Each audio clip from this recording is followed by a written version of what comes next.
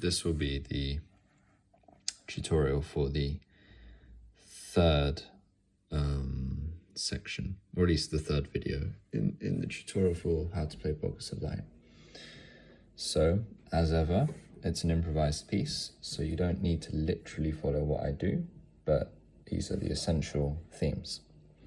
So, last time at the end of the climb or the ascension, we were in these sorts of patterns.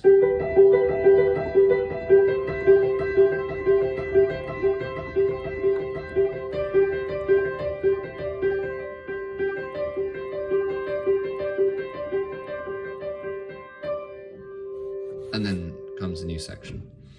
So we go from here, where the left hand, I should remind you, is doing this.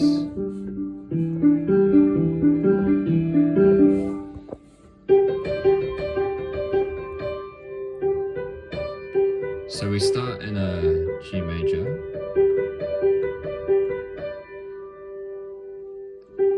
Then we lift to the C major. And then we come back. Now maybe you can go back and forth a few times. When I play, I don't. So I do this, I do this.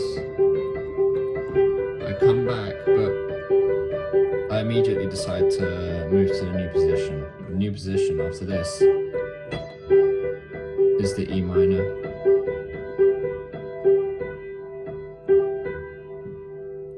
So we're here.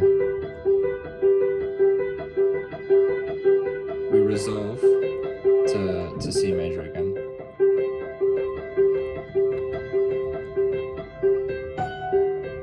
Then we add this.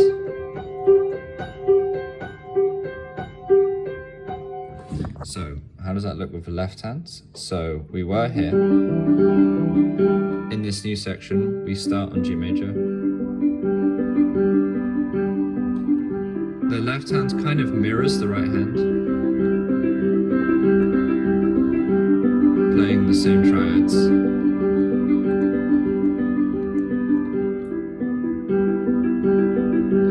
So yeah, the left hand is literally the same.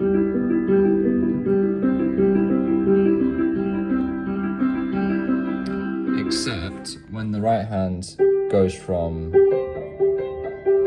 to this, the left hand goes from, so it doesn't go up to here, it just stays on the D.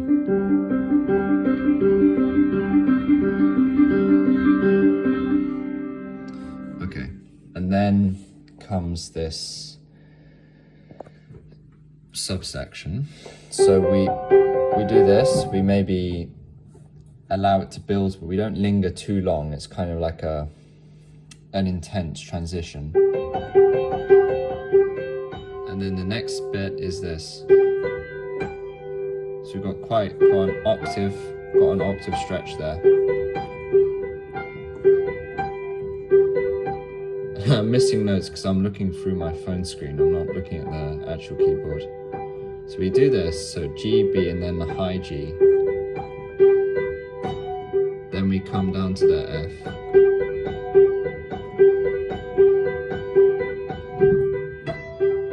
Then we come to here.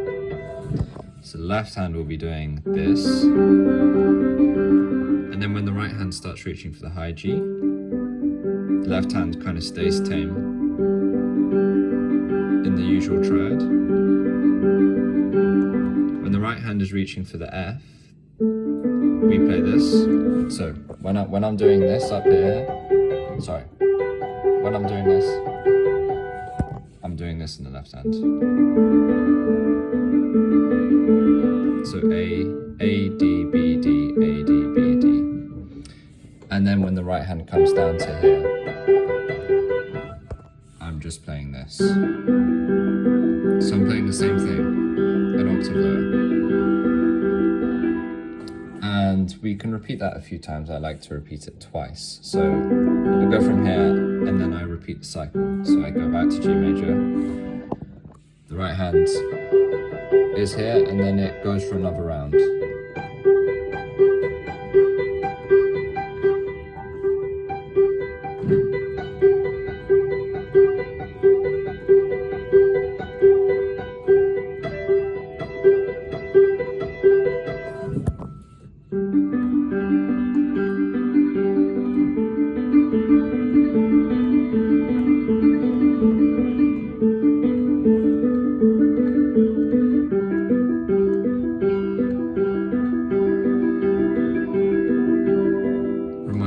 a pedal down always. Now, when you decide to move out of this section,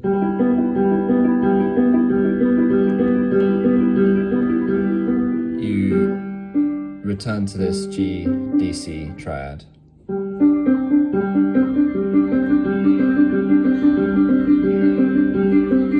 And the right hand has gone from here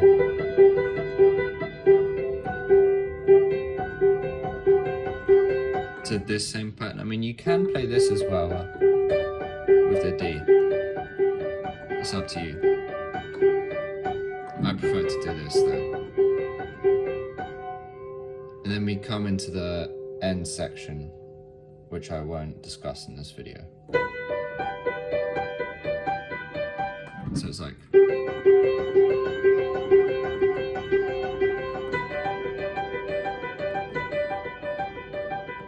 and then you continue. So notes wise, this interlude section is, as usual, not very complicated. So I'll just do a mini playthrough.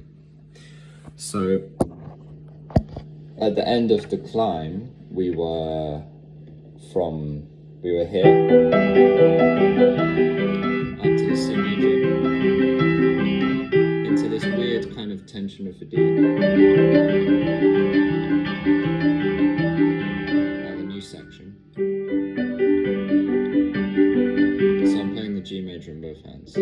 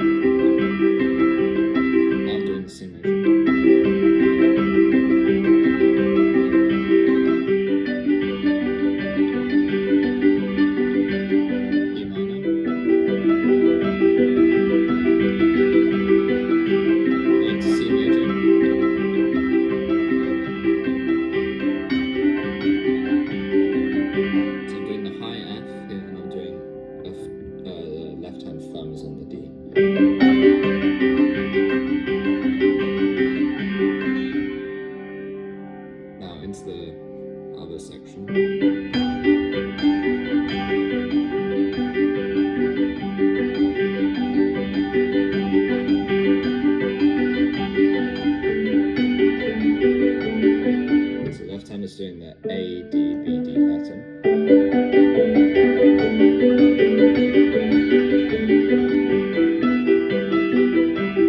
E minor on both. Then I come back for another round.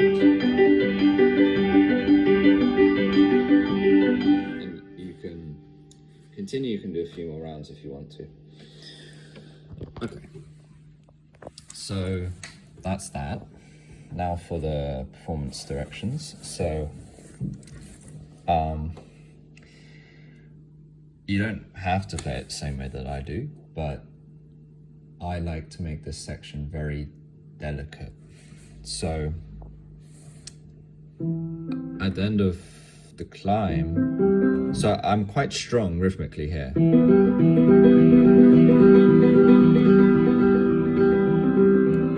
I soften a bit, I reduce the emphasis on this kind of rhythmic note here, and I make a more delicate C.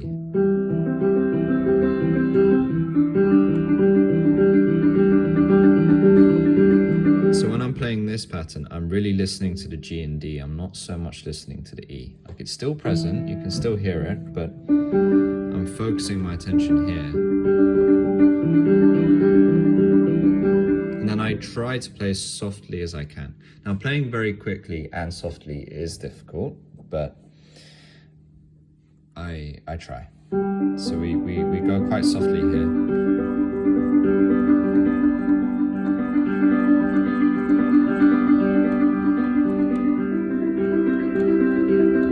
So softly still, but this kind of mellowed, the body weight kind of let my wrist sink the fifth finger deep. You can still hear that, and it's important for the rhythm. You can kind of imagine, like, it's kind of like something light going on, but it's at a regular pace, and this keeps the pace.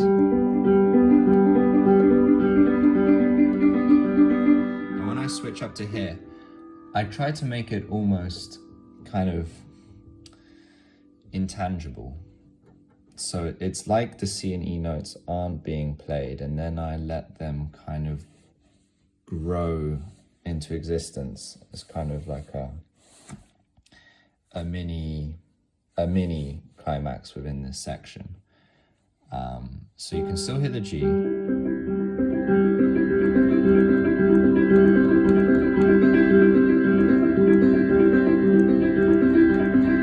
Attention is focused on the C and E here, kind of like choir, like high kind of choir voices singing, and in the right hand I have to mirror that. So the right hand was doing this, and now it enters this section with a gentle, and this starts gentle as well.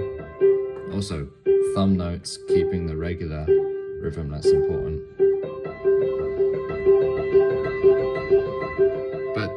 As I go more into this pattern, the third and fifth fingers on the C and E are becoming stronger to kind of mirror the emphasis down here, and the C and the E, in the way that I play it, they sing together an octave apart. So the synchrony of the two hands is very important there. And then we drop down for another go, so we keep a gentle G major. Now when we enter the E minor, this is supposed to be some kind of like a harmonic tension to be resolved. So I really focus on this E. I keep it gentle, but I focus on the E so that it's audible, and it's like we're moving towards something.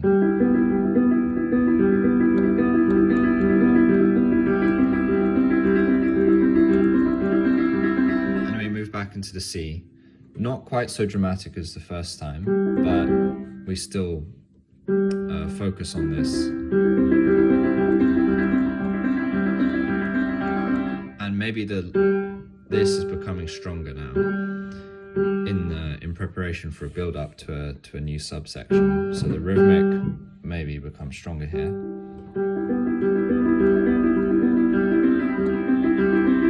And I want to be able to hear this, like moving up from this B to this C. I want to hear that. And you know, you should always listen to each note, try to pick it out. So similar story for right hands.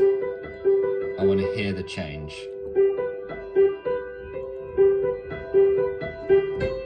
Like from B up to C. Now, this is quite a stretch.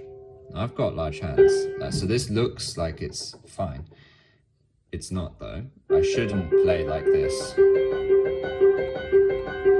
That's not very good for me. I should keep this kind of flexible wrist movement. I should swing like this. So you want to try to pivot on the C. So you start here kind of with a closed hand.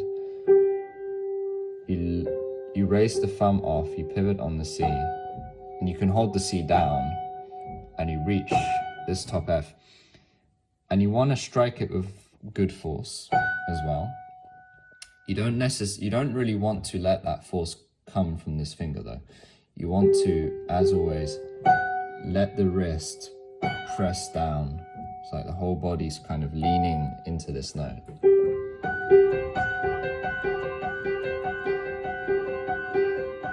And similarly, when I swing down, I don't want to strike with my thumb. I want to try and let the wrist play this note as much as possible. Like, the thumb should still be strong, but it should not be taking on the full load, because then you could develop a cramp here.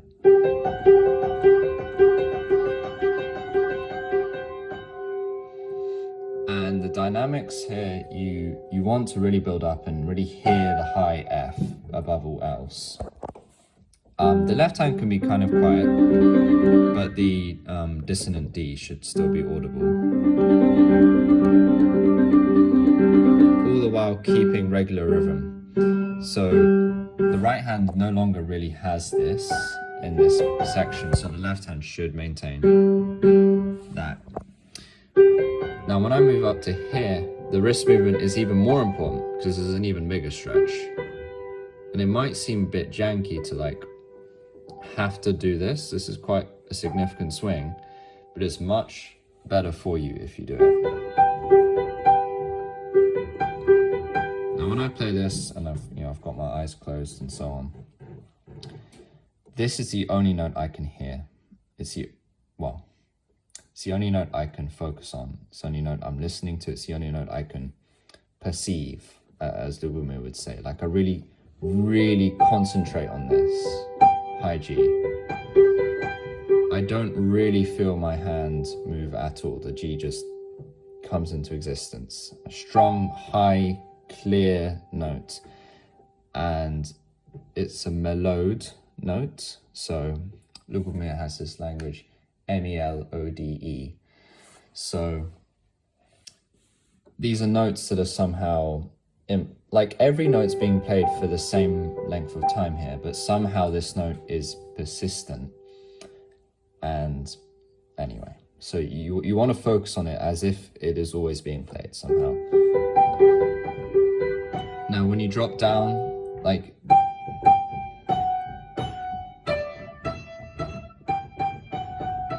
that should be very clear.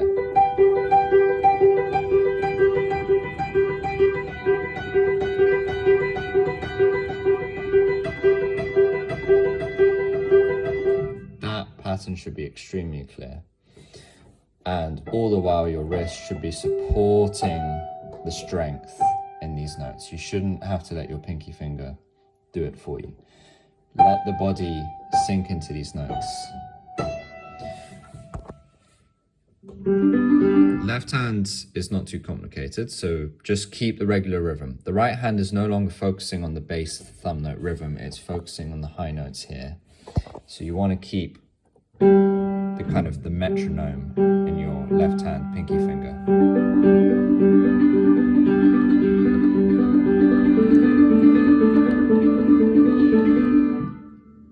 Here, try to emphasize the A on your fourth finger. There's no point in introducing a kind of a harmonic tension if you can't hear the harmonic tension. So let the A be heard.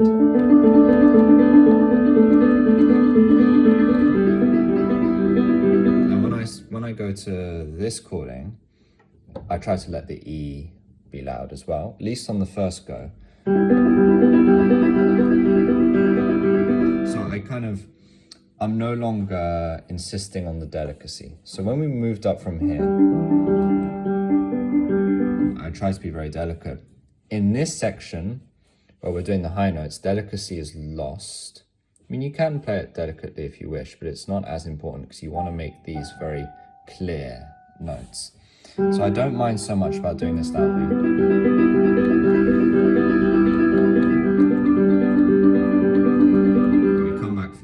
But on the second round, perhaps, I make this a bit softer. I make it softer, so I reduce the volume of the G and the B. I keep the E fairly audible, again for kind of harmonic reasons. Then when we enter the phase to the transition to the very final section, which I'll do in a different video. So the left hand's doing this. The right hand is going from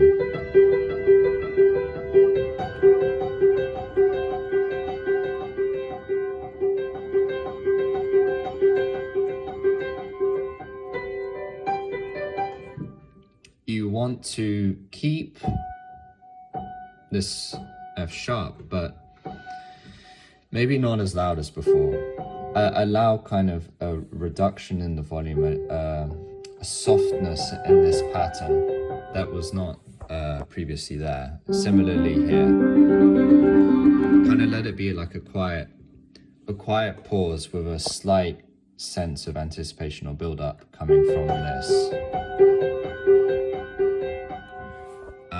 And then we can enter the new section with kind of full force, full vibrancy.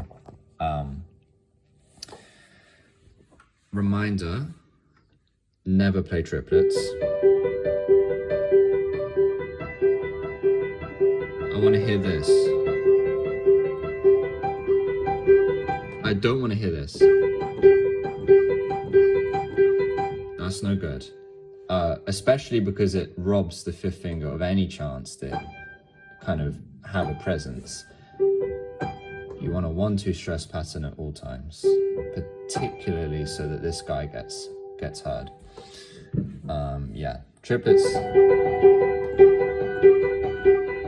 is no good here. It puts the weight on the G, but really the weight should be up here in this pattern. And do I have anything else to say about that? Yeah. This takes a while, I'll be honest. For a very, very long time, playing this would always make my hand hurt, because I'd always try to go faster than I was able to. You want to really avoid that. Yeah, be very careful. Do not force this section. You want to wait until this feels natural. Like, don't. So yeah, when you practice this, if you really listen to your hand, if you're feeling strain lines coming in, you should honestly stop. At speed, if your hand posture is not quite right, if something's not quite right in the body, this can quite seriously hurt. So beware of that. The way to make it not hurt is to have this natural wrist motion, but you shouldn't be forcing your wrist either. It should just come naturally. Like, you should just perceive the high G up here and your wrist will just move to make it happen. Nothing about this should be forced. On a similar note, this pattern near the end of a climb, or literally at the end of a climb, used to make my hand hurt here. And even now when I play that, I can feel a little bit of tension developing, and the way I cure that is, well, not cure it completely, but the way I alleviate that is I very much focus on the thumb. I focus on the muscle which is in pain. And I kind of am oblivious to everything else. I just hold that in my head and somehow the tension disappears. Sounds crazy, but it's true. It works. With these repetitive thumb notes, because in this pattern, your thumb note is being played twice. So at speed, your thumb is really going twice as fast as all the other fingers. So how do you cope with that? I mean, especially over here at the beginning,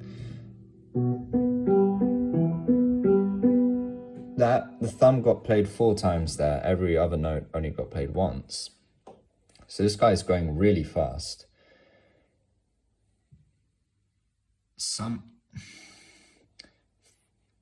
Focusing on if you feel tension in the thumb, put your mind's eye on the thumb, on where the tension is. Let this stuff kind of happen autonomously, right? Don't worry about it. I mean, you should be at a point, before you play quickly, you should be at a point where you can do this autonomously, like without thinking. And then focus all attention on where the tension is. If it persists, then you're probably going too fast. But another thing is, so you can focus on the muscle that's in pain, but don't focus on hitting the key. The key almost hits itself. It's like picturing note being played without focusing on, okay, I need to do this, I need to do this, I need to do this. Picture the note being played and let the wrist fully support this. So I don't want to see this. My thumb's going to hurt very quickly if I do that at speed. Somehow it just gets played, especially with good hand posture, with all the keys deep, all the fingers deep into the keys. It just works, and it works supported by the body, but crucially supported by the mind as well. I probably haven't made myself very clear.